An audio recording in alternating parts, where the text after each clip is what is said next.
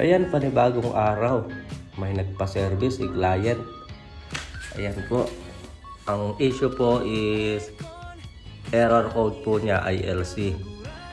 Hindi po siya umaandar. Hindi po umaandar yung outdoor niya po.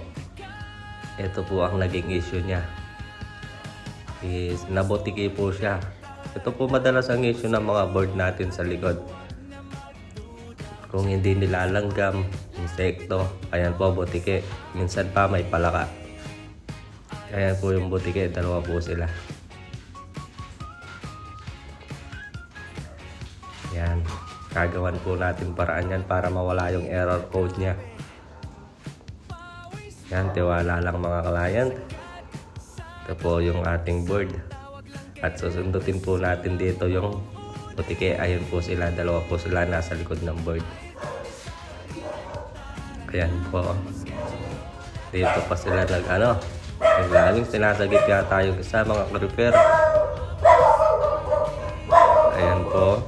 At ayan nga po, nilalabas na po namin dito yung butike. Ayan po.